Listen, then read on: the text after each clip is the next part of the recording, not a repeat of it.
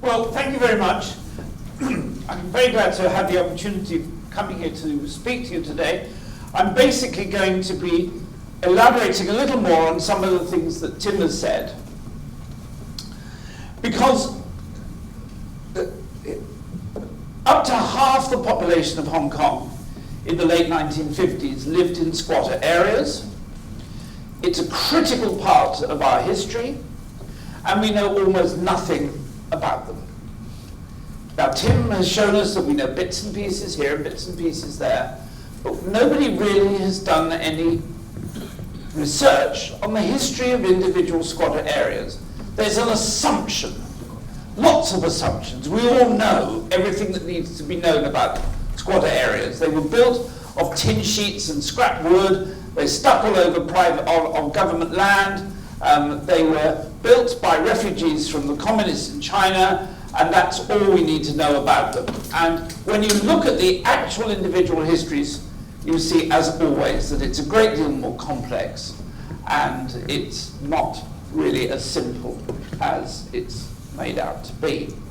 Now, I, purely by chance, looked into the history of two squatter areas, and I've looked at, in less detail at a couple more, and in every case, the origins of the squatter area are not refugees from China. They are people moving from overcrowded conditions within Hong Kong. They're old Hong Kong people moving out of crowded urban areas into bigger premises on the periphery. And in many cases, the refugees from China got added to them and sometimes found themselves in positions where they were second-class citizens within the squatter area. Now, this is a bad map. You've got a much better one from Tim, so I'm going to pass over it. It's not worth looking at this one at all. This is what people were leaving. This is a photo of Tim's. I'm afraid it comes out very badly. Assume that the room in which this photograph was taken was about 1/10 the size of this room. About 1/6 of the size of this room. And as you can see, it's housing at least 6 families. So you can see here, this family here is living there. Husband, wife, 2 children living there. Here again, another family living here, another family living here. These are bed space apartments, and each family has got basically an area about 6 foot by 4 foot and about 4 foot high. And marital relations were completely impossible. There were places where you could hire a bed space for an hour, and you would do it as often as you could afford, which was not very often. These are very poor people. So this is what most people in Hong Kong were living like at the end of the war. Why? The Japanese bombed Hong Kong seriously, severely during the fighting, and after the area fell to the Japanese, it was bombed by the Americans. Towards the end of the war, it was bombed again very severely. A very great deal of damage was caused to the structure of Hong Kong. The electricity supply failed in the first week of the Japanese occupation, and it was never replaced until after the British came back. No kerosene was imported under the Japanese. Very little firewood was allowed to be imported. The people living here, there's only one way they could cook food, that was on wood fires, and wood was not available for sale. So what happened?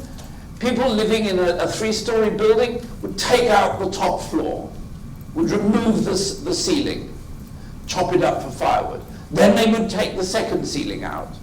If the next door building was uninhabited, they'd take the roof off for fuel.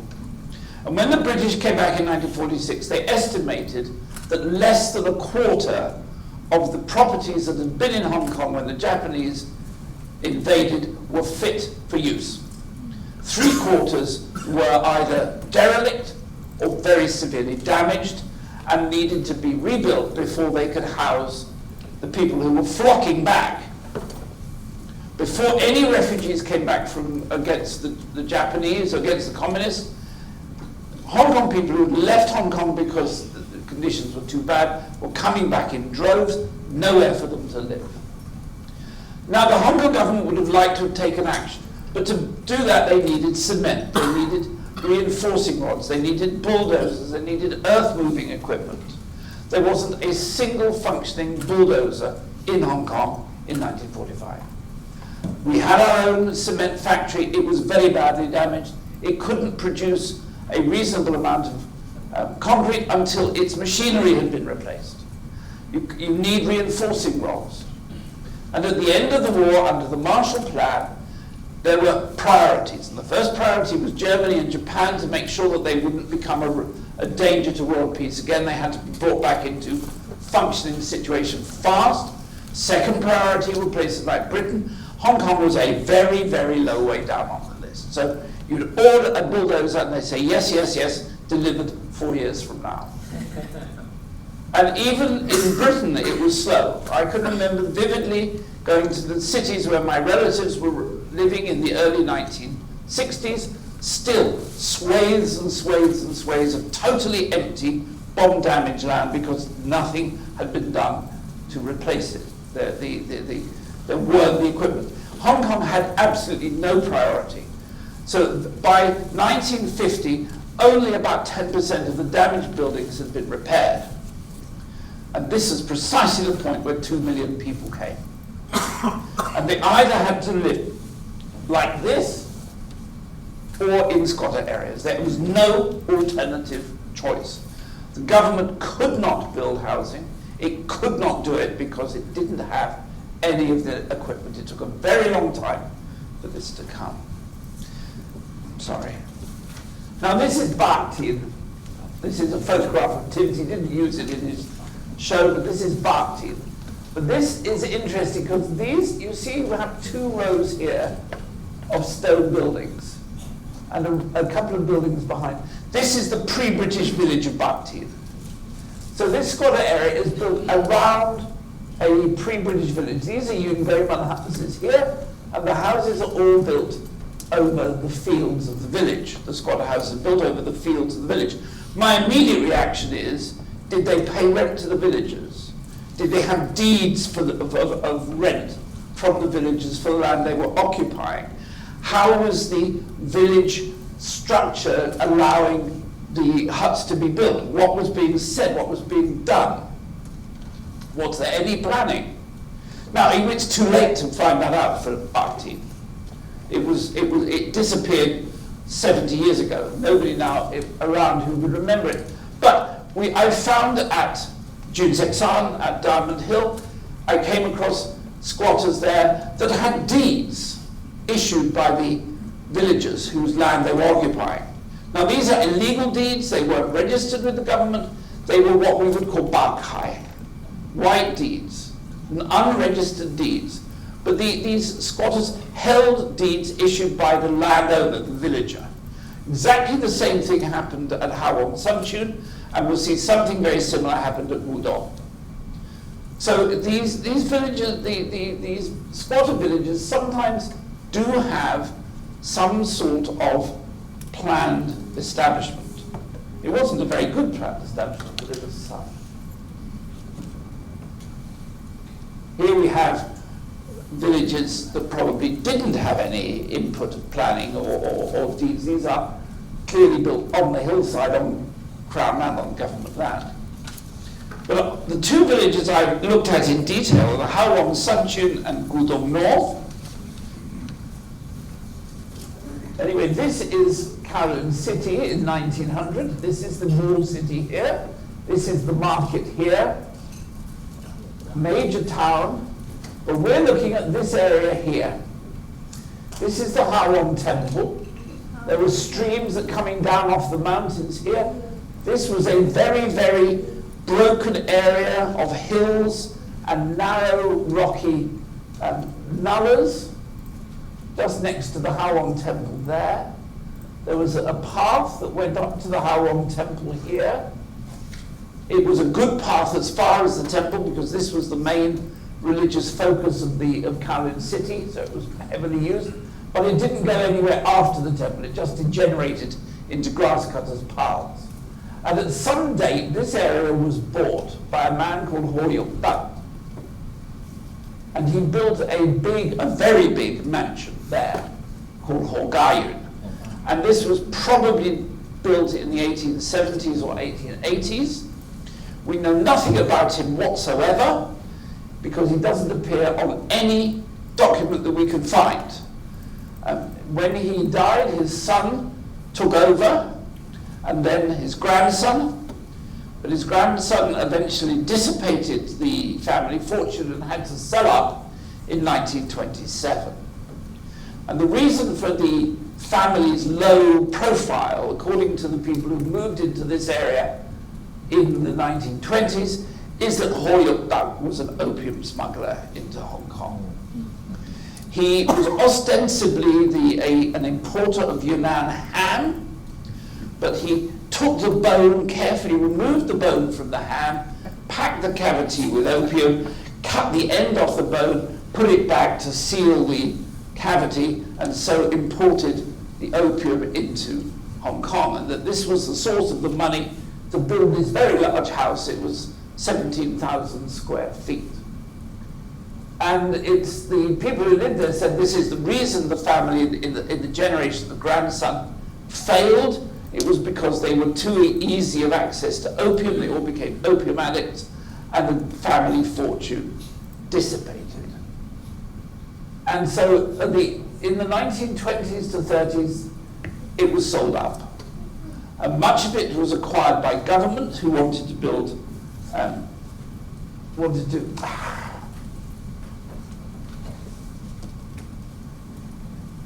sort the thing. Wanted to build the road up to the temple a little bit wider. So part of it was bought by the government, part of it was sold off to developers, a large part of it was divided among the heirs of Kwu Tung, divided into 17 portions. So each person having a portion. And up until the war, this was a very pretty place. The road to the temple went through groves of pine trees and bamboos. There was an arch over the road. It was very lovely. The streams, these are the streams. See if I can press the right button this time. The streams here were clear water bubbling through fields. It was a very lovely place. Around the house there was a major gardens, there was an orchard, a lychee orchard, a big lychee orchard. And the people who moved here into this area in the 1930s said it was very lovely, very rural, very pleasant.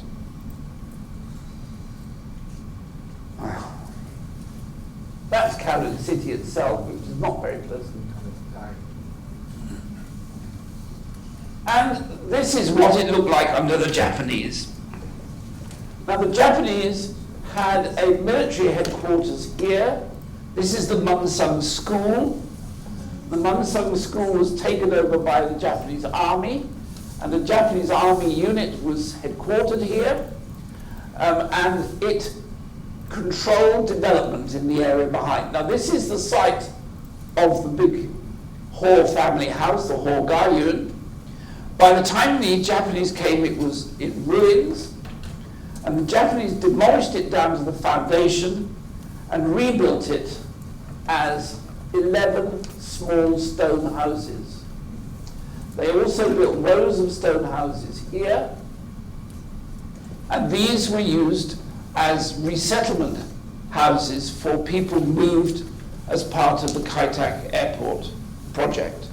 This was part of what the Japanese called their model village, their resettlement village. And there were a few other places where land had been sold by the government just before the war here.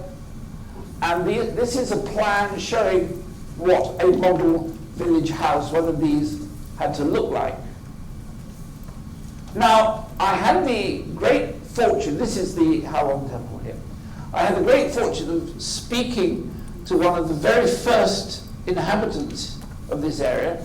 She was 92 when I was doing the work for this in 1998, and she had moved to this area in 1937.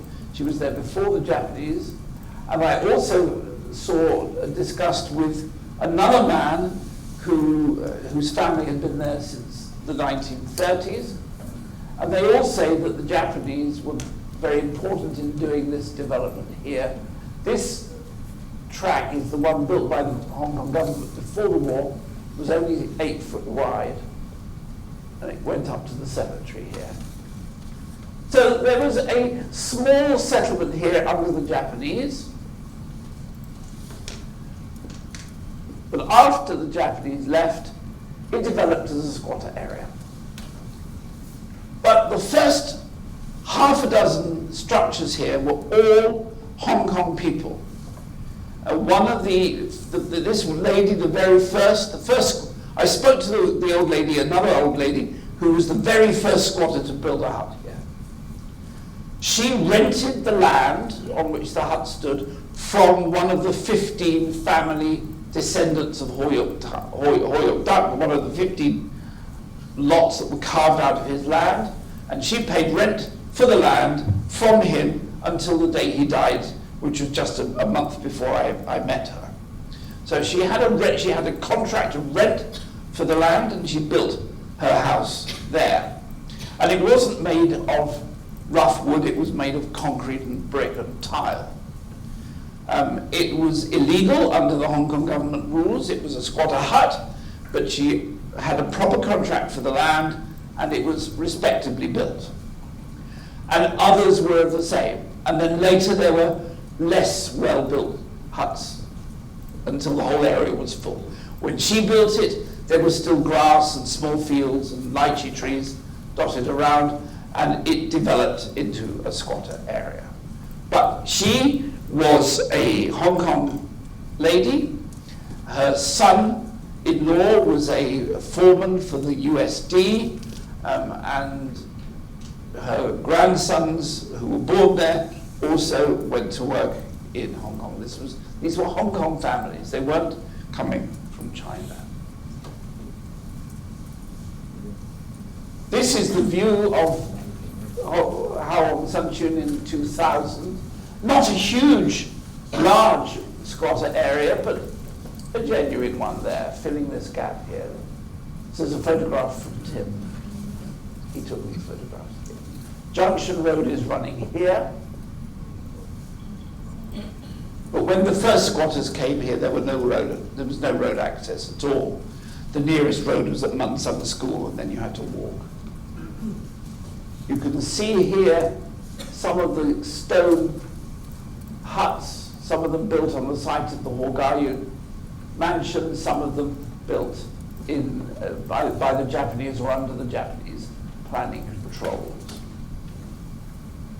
This is the top part of the village where a lot of real squatter huts were built later in the late 1950s, early 1960s. Here's another view of the same sort, but you can see here one of these stone and concrete built buildings built here, in this case, in about 1950, 1945. These are the huts built on the site of the Kowloon,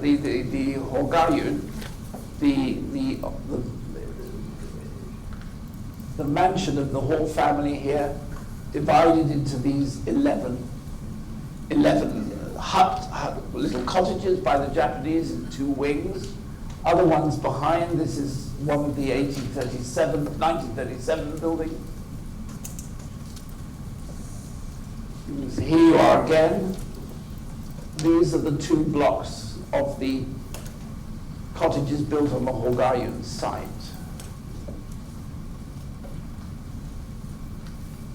This is one of the 1937 buildings here.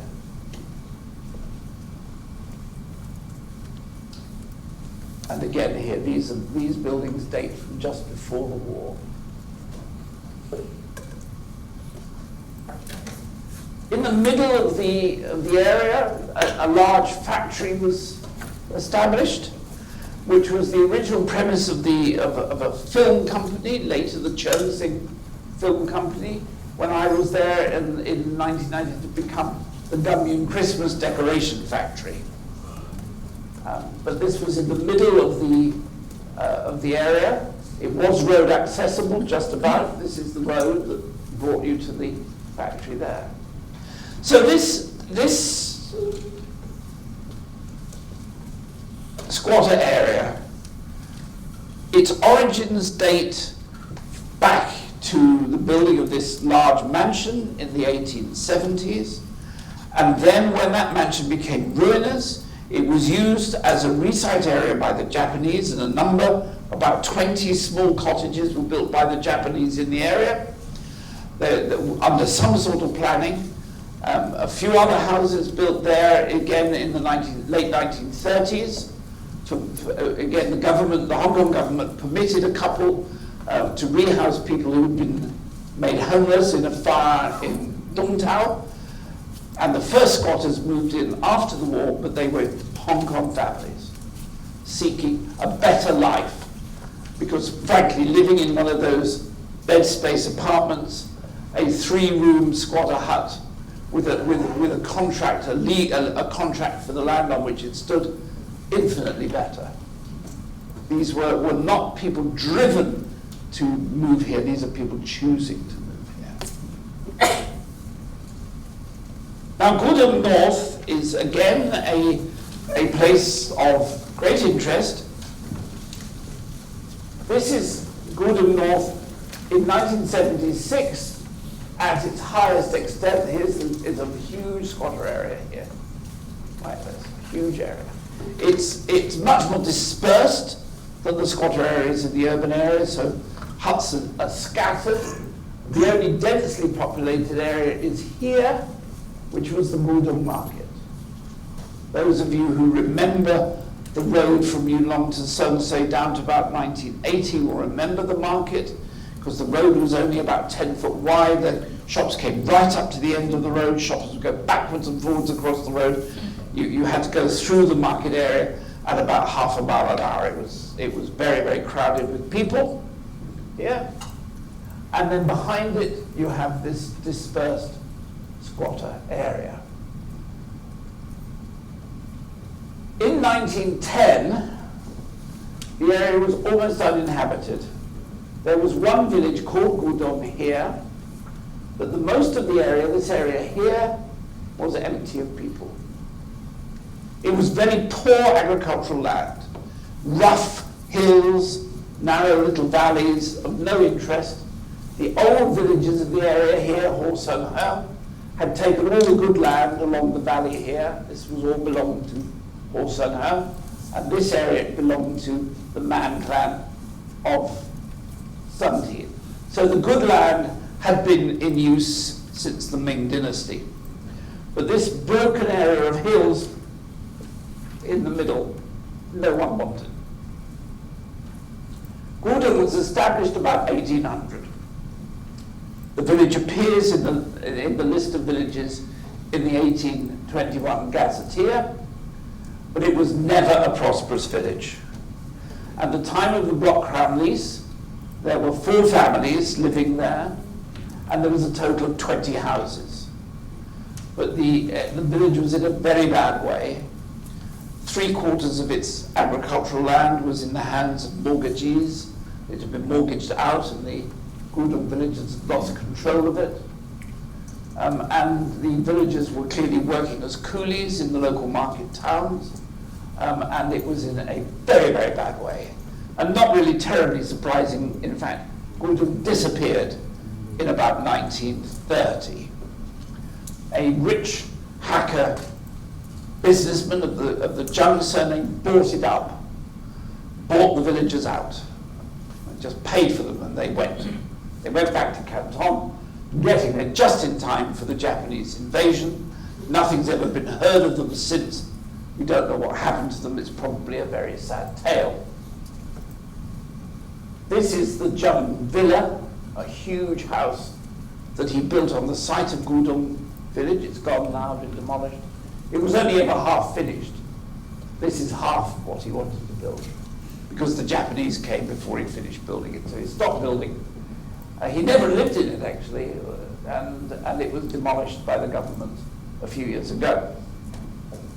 So that was that. But the area was regarded by people as rather healthy, because the road, the Castle Peak Road, rose up from the valley of the Hau Wong River, went over the hills and then down to the river at Sunteen. And on top of the hill, it was regarded as healthy, fewer mosquitoes. And a number of rich people from the city bought land and built weekend cottages. And this was Robert Hau Tung's. This was the Hau Tung villa that he built there in about 1920 to get advantage of somewhere to go for the weekends. He gave it up when the Japanese came, and after the war, the site was handed to the government by the Hau Tungs to be used as a health centre. The Lady Hau Tung Welfare Centre is what it says over the door. It's recently been closed. It's now been demolished. It's going to be developed for some other purpose. But there were a number of these rich villas built on top of some of these little hills. And there were also people moving in from China during the warlord years, and some built little houses to live in, legally.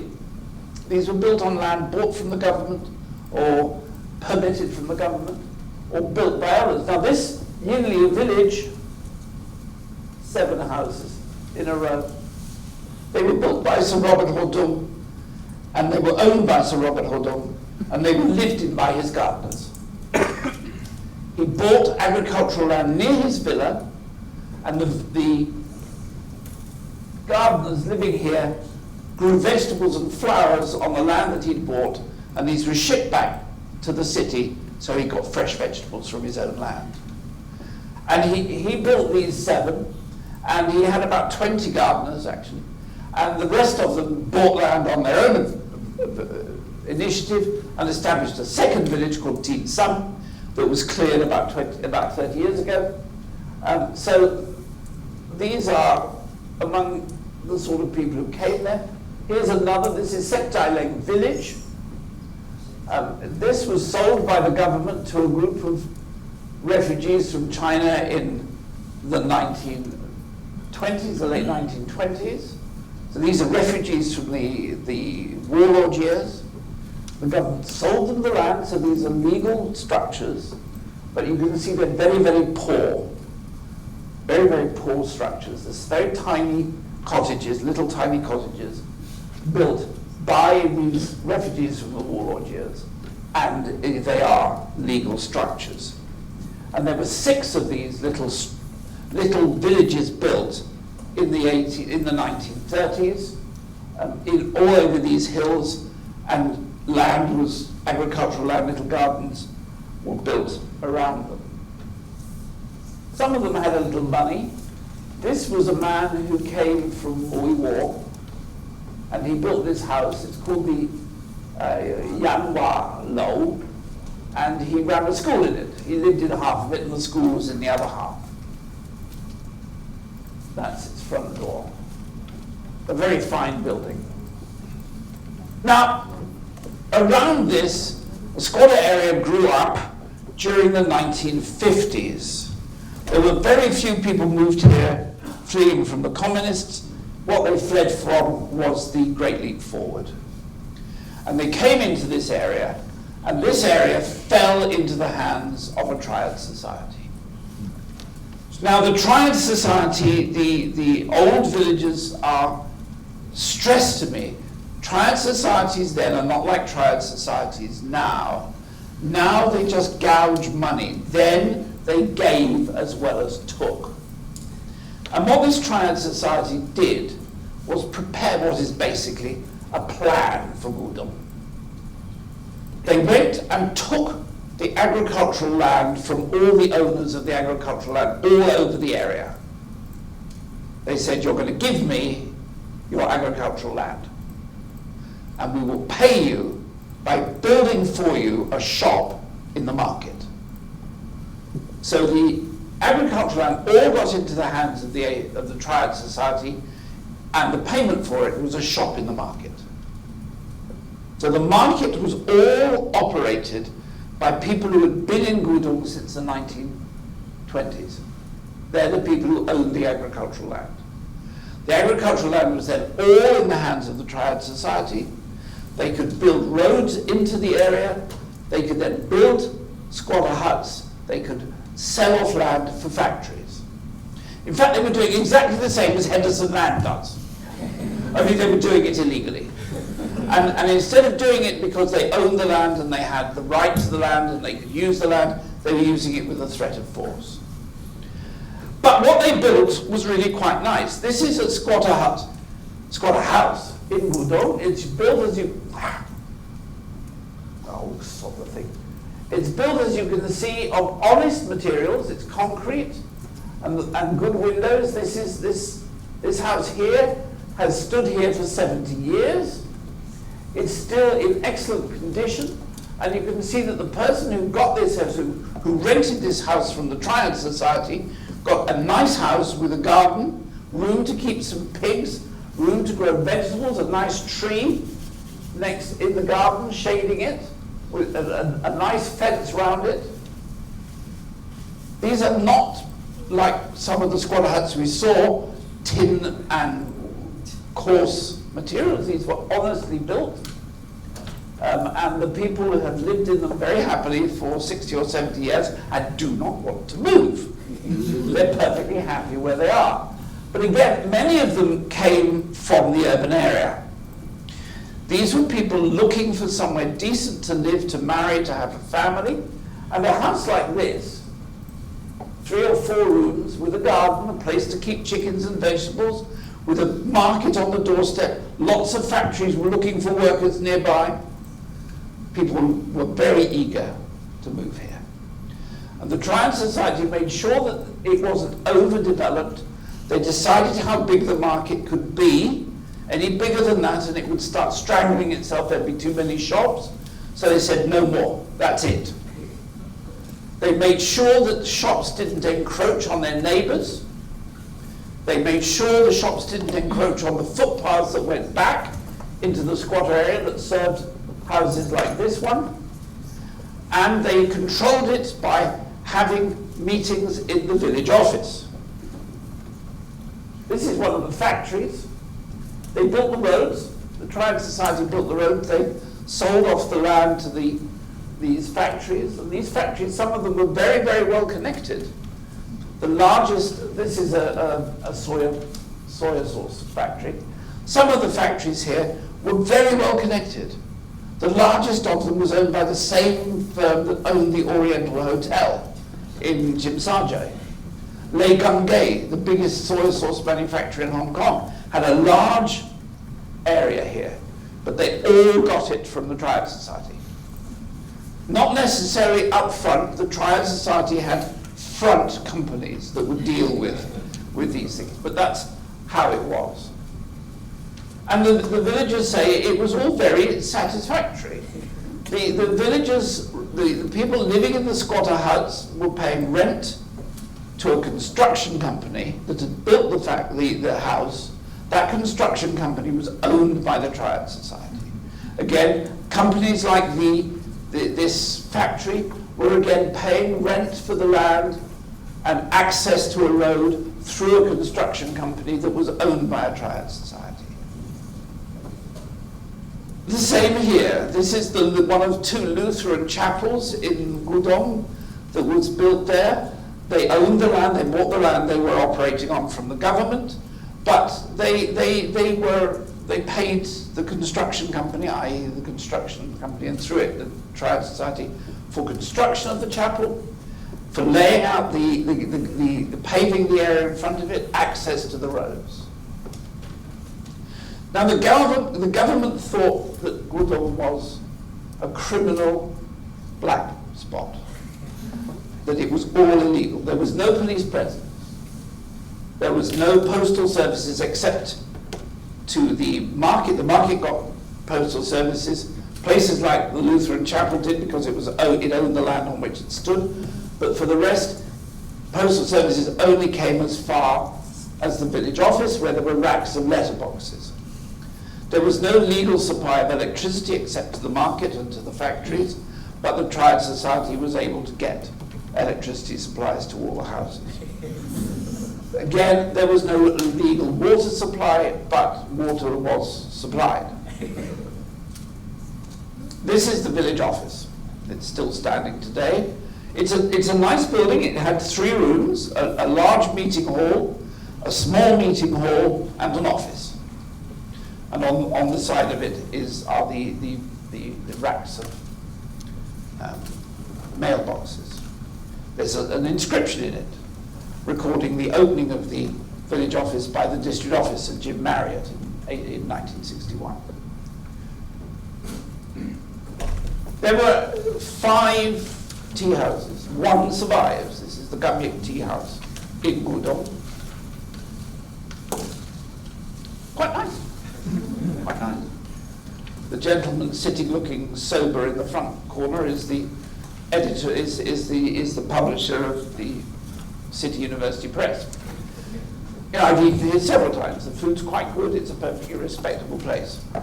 So this squatter area, it does have its areas of small, cheap, tin and wood constructed squatter houses, but it was always dominated by the people who settled here in the 1920s and 30s, and who continued to be the dominant people there. One of the men I met, the owner of this tea house, his father was sent to Hong Kong by Zhang Sun, the guerrilla leader from the northeast, and he wanted to have some members of the guerrilla force in Hong Kong as liaison officers. So the owner of Gamyik's father came into Hong Kong just before the Japanese, about 1939, to act as a liaison officer to Zhang Sun.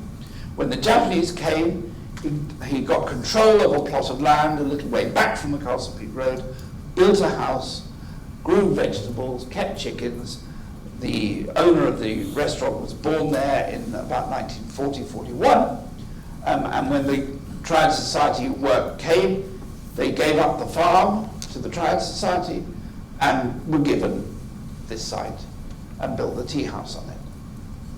Now, government wants to clear the whole of this area early next year. It's announced that the whole area will be cleared early next year, and they're going to face a lot of trouble. Because you've got families like the owner of this property who's lived here since he was born in 1941, that's 70 years.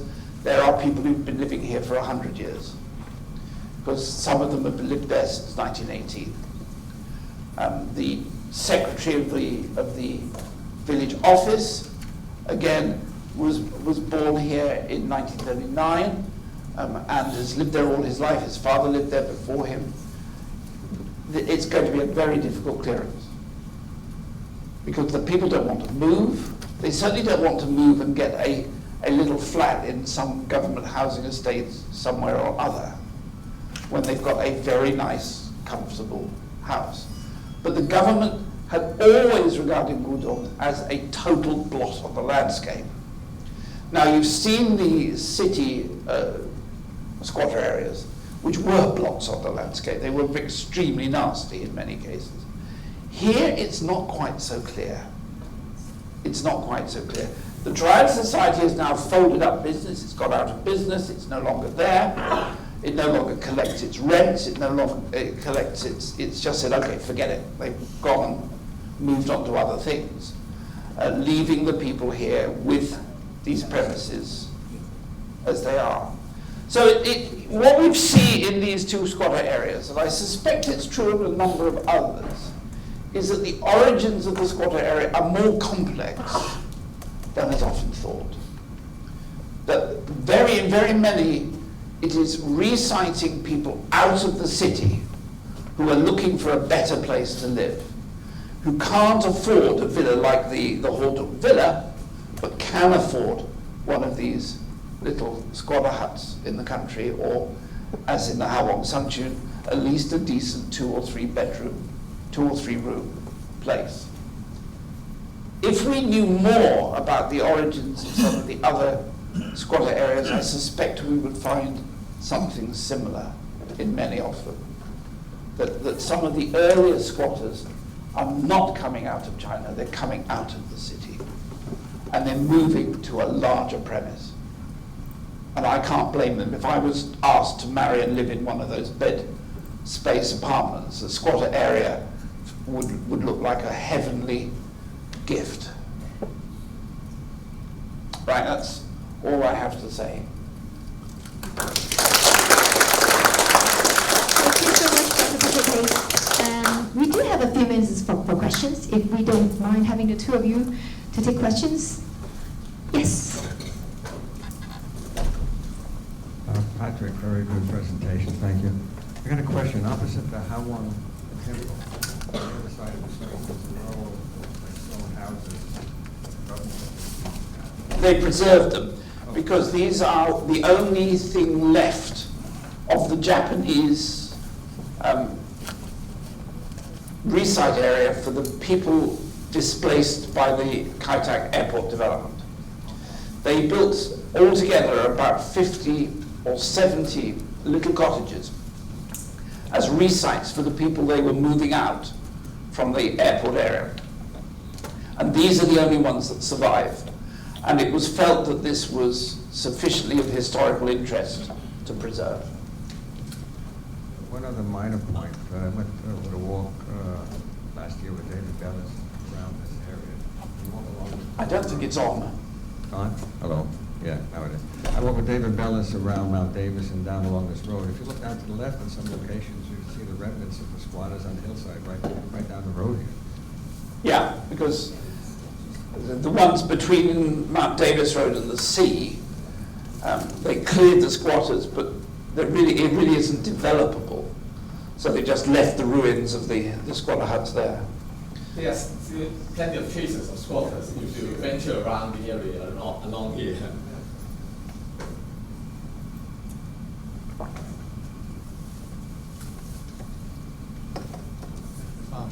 I wonder, listening to the two presentations, it almost gives me the impression that the term squatter is a misnomer, because the squatter houses that Tim has described indicate such an abject living condition that it is obviously people are just living in a very poor state. But I think the areas that Mr. Hase has described, it's almost shows a notion of emergence of a middle class. People choose to live there, that they don't want to move out. So how do we reconcile this this discrepancy in wealth of the people who live in those? I think the whole point is that it isn't only a single answer, that there is a range.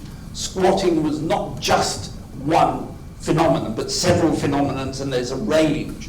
Squatting itself just means people living on houses that don't have government blessing, that they're not on government land that has been assigned as building lands. The houses haven't been through the Buildings Ordnance Office, so they're illegal as far as they go. But it's not all the same. There's a range. I think we both agreed on that, aren't we, Tim? Yeah. There's a range of squatters. There are some that are horrible beyond belief, and there's some that are not so horrible beyond belief. But the police didn't like any of them, did they? In that case, the statistics may not be as meaningful as you make it out to be, because whether it is 1/3 of the people living in squatters area or whether it is one half, then we don't really get a clear picture of how many people are actually that poor. No, you can't. Right. You can't, because poverty is one thing, and all we can say is that those number of people living in squatter huts, how many of them were living in desperate poverty and how many of them living slightly better off, it's difficult to know. He wrote a book for the housing department that has some quotes from squatters again. One of his contacts was somebody from the city moving into a squatter area whose husband was a seaman on a ship, and he was making quite good money. And although the rent for the hut, again, here you have rent, and it's not just, this is a rented place, They had enough money. They were not desperately poor, but the next door neighbour was desperately poor. You can't say they were all the same. Yeah, answer. Well, add to it. Add to it.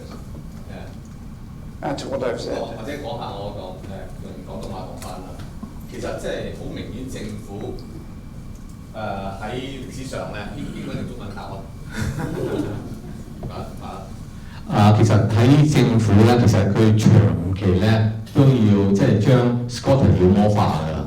其實係即係製造一個印象，由50年代開始咧 ，squatter 係壞嘅，係差嘅，但其實佢冇解決到住屋問題。所以我哋唔好一諗起即係寮屋咧，一定係佢衰人嚟嘅住嗰啲，霸咗公共嘅資源。其實好似頭先我講咧，其實1973年以前為止咧係冇辦法，你對最底下嘅窮人咧係可以有一個 decent 嘅住所㗎。咁其實即係直到73年以後先至有呢個即係可以排隊大家正常，好似而家申請公屋咁。以前嗰啲咧，其實好多政府逼你，但逼到你哋住 squatter 咧，因為佢冇其他服務，佢唯一負責好長時間喺73年以前咧。有廉租屋，但係個 percent 好低嘅，北角村嗰啲就住唔起啦，或者彩虹村嗰啲。另外一個咧就係住起啲樓俾外籍公務員，但係政府係從來冇承擔過低下層嘅一般市民嘅即係居住問題，所以帶嚟咁多困難，帶嚟咁多問題。咁但係一方面佢係即係冇做到去處理即係居民嗰個居住問題。一方面佢不停咁樣醜化，即係用好多方法去醜化，即係住寮屋區嘅居民。咁其實咧，即係有少少，我覺得咧唔係好道德㗎。喺50年代同埋60年代嗰個政府啊，你一方面你冇 offer 一啲 alternatives 俾人，一方面你係 condemn 佢哋，即係嗰個社會嘅情況係咁啊。所以寮屋嗰度咧，我哋亦都唔應該一下子足高打算話呢個係唔好嘅。其實佢係解決咗一部分嘅低下層嘅居住問題喎，其實係。Now Tim and I for the last 20 years have been saying what is badly needed is a book on squatting in Hong Kong, which can explore all these different aspects of squatting. The abjectly poor and the not so abjectly poor. 係我哋10幾年前同阿 Pen 一齊諗做一本書嘅 title 嚟嘅。書又做唔成啊！不過而家幾個小節啦，因為當時我哋兩個諗嘅title嚟嘅，做一本書，就希望可以即係從唔同嘅角度睇翻戰後香港人寮屋嘅經驗，唔好淨係從政府官方嘅角度去睇寮屋啊。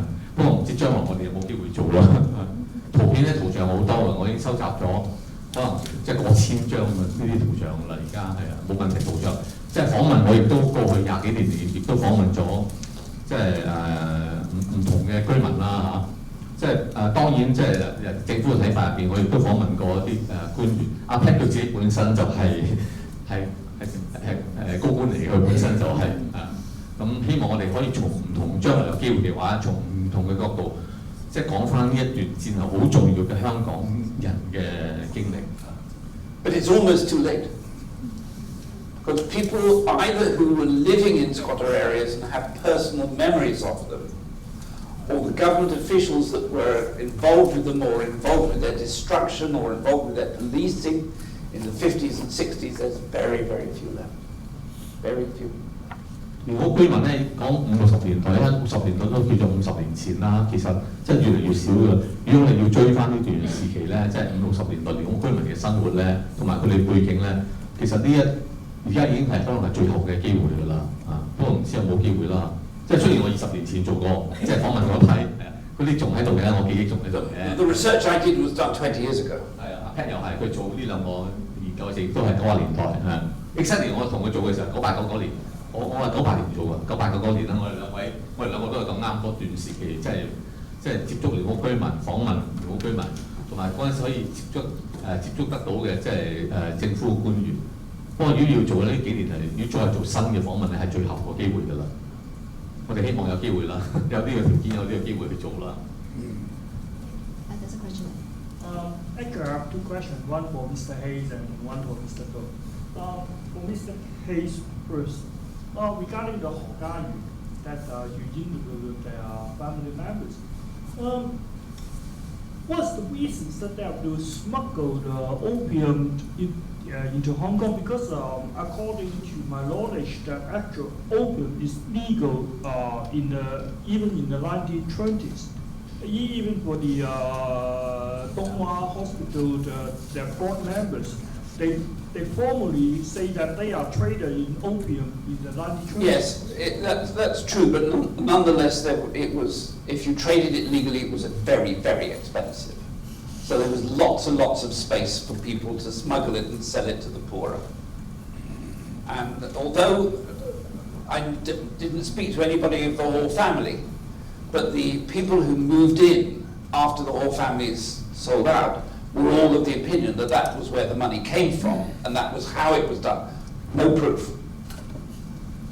But it is interesting that a man as rich as Hau Wong that could build a 17,000 square foot mansion surrounded by gardens and lychee orchards doesn't appear on no newspaper reference to him of any sort, doesn't appear on any donation list for charitable donations, very, very low profile, which suggests that he didn't want to be seen.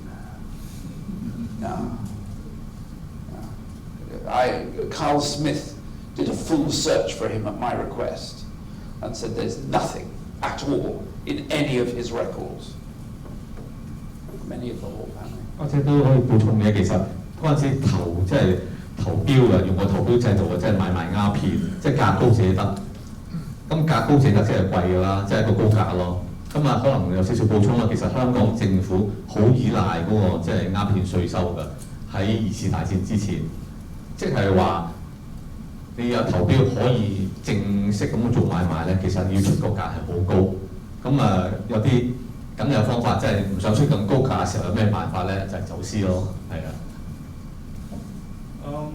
Regarding my question to Mr. Go, you want me to deliver in English or in Cantonese? All the same, he's good in both languages. Okay, maybe I deliver in Cantonese. 芽菜坑嗰個 case 嚟講，我幾年前都知道咧，其實佢清拆咗紅芽莊咧，其實佢嗰個遺跡喺度，我都有人帶我去睇嘅。咁點解嗰個年代咧，佢要清咗芽菜坑？尤其是嗰陣時，即係芽菜坑肯定唔係最後一個佢應該後來再有起過㗎，即係而家頭先嗰張相係51年啦，後來應該60年代再有人用嗰個 size 再起個新嘅 squatter 嘅嗰個位應該係。咁第二次清係幾時咧？第二次清應該80年代啦。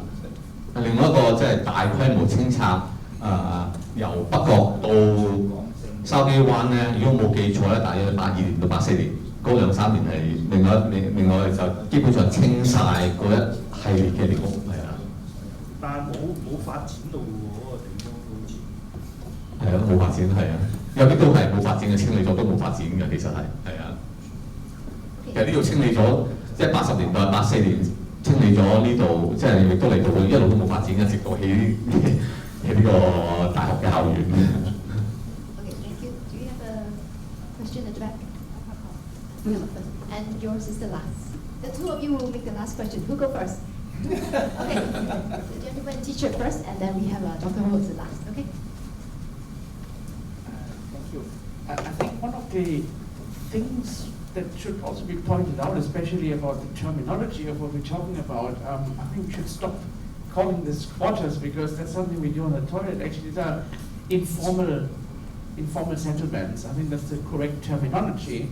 And if only we would introduce that, I think people in Hong Kong would think completely different about it in retrospect and probably also in the future. Because one of the things, and I think it's quite nice how you pointed that out, is it seems to be that these were partially quite sustainable forms of settlement. And what is quite interesting is if you look into other parts of the world, they would have naturally evolved and gradually developed into formal settlements. I mean, that brings me to the next question, is why has the government so radically actually eradicated them? And is that possibly because you cannot license or you cannot actually squeeze out like the tax or the duties if it's not formal, and that's probably one of the reasons why you don't want it to be informal. Which probably also explains why they are so almost anal about things. When people squeeze out a few square foot more out of their home, which elsewhere in the world people would say, fantastic, you're optimizing. But it's in Hong Kong, no, cannot, because there's probably still the old attitude, that it orders to go to the crown, and that's a certain number of square foot, and it has to go to them, therefore you must control it. And is that probably a cultural problem, why we never had the chance that actually villages historically developed, probably from a sort of informal origin? Maybe I would respond to you first. As for clearance of squatters, the biggest single reason is a question of land. The government normally they would not be vigorously want to demolish the squatters unless they hindered further development of the land. That's the main reason behind. I don't think so. I absolutely disagree. You just need to go across the hills here. I mean back to the 50s and 60s. Even back to the 50s and 60s. You just need to look at the hills here. You need to look at old aerial pictures, etc. There's so many areas that the government did not develop whatsoever, and there were lots of squatting, lots of informal settlements, which could have been there still, but they were cleared for, I don't know what was the real reason to clear it. It was not to resume land because you need it for something else, as they probably are doing it now in Kwu Tung. It was not actually develop the settlements to make sanitation and spread of disease and other stuff, to stop that. There must have been other reasons. But for the major squatter area in the 50s and 60s, really those were demolished for construction of resettlement estate and other various development. I mean the major one, not a small piece of land. Anything to add? Well, some of them were extraordinarily dangerous. There is no question that some of them very badly needed clearing because they were deadly dangerous. You saw those ones where their houses built on poles, little poles right over the sea. They were very, very dangerous. But those along the Victoria Road. Yeah, very dangerous. Okay. Yeah. And there were others that were horribly insanitary, really seriously so. I remember you got Sheung on the Tai Kok Road, where houses built on a steep bank. There was the road here, the sea there, steep bank there. All the squatters were on there, and all the sewage just dripped down the wall across the road and into the sea. It was a very, very nasty place. And you couldn't do anything about improving sanitation without clearing it. Some of them were cleared without question because they were deadly dangerous. And others were cleared because they were a danger to public health, quite clearly. There were others that weren't really anything the one or the other, but it needs to be considered. That's why we need this book. We need all these things need to be considered. It's before people forget that it happened, because it was 1 or 2 generations of Hong Kong.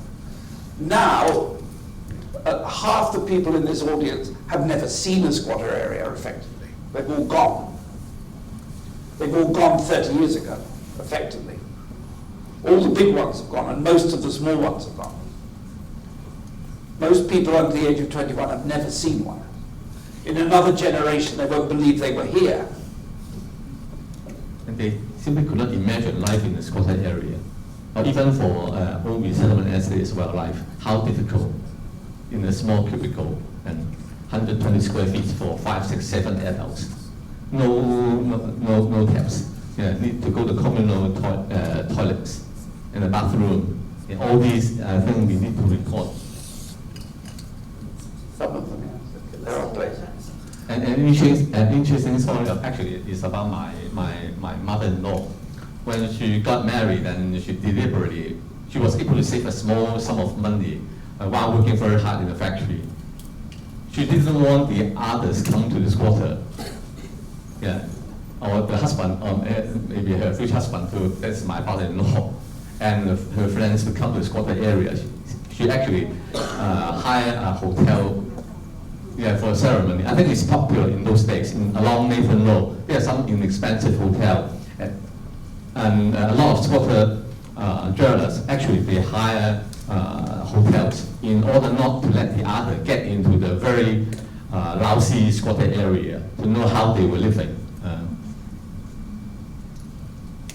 Okay, last question. Okay. First of all, I'm Dr. C.P. Ho, and I wish to thank the University of Chicago for organizing this very good talk. And I just a very quick response to Tim, because you mentioned that about the Law Point Estate in 1956. In fact, my family moved to Law Point Estate at that time and lived there ever since until it was torn down. Then, just a quick response to you, and that is, you said at that time that the residents there have the luxury to afford an armor, maje. Okay. All the interviewees I talked to, they have maje. But that's very unusual because all my neighbors, I have all the neighbors, I know quite a lot of these people there. None of them have the luxury to order an arm, hire an armor. So that maybe next time you write that you say at least there's one resident. Okay, yeah, thank you. Yeah. So actually, at the market, at the street market in near North Point, looking at the pictures in the 60s, you can see so many maje around, and I could imagine many of them were from the North Point Estate. No, because actually this is not from North Point Estate, because North Point, as you mentioned, this is a little Shanghai, because there's lots of Shanghai people. They go from rich, yeah. It's probably Shanghai guys. It's not us. We cannot afford it. But next time when you write your book, you may like to include the thing that one of those residents here, they finally became the secretary for the food and health, and that is Dr. Going. But he was also from the Law Point Estate. Thank you for telling me that. Yeah. It just happened to be that all the interviewees, they said they had, at one point living there, they hired maje there. That's 20 years ago. Can invite some of the audience to participate in your survey in preparation for your book. And good luck for the book. So with that, let's give a big hand to both the speakers, Dr. and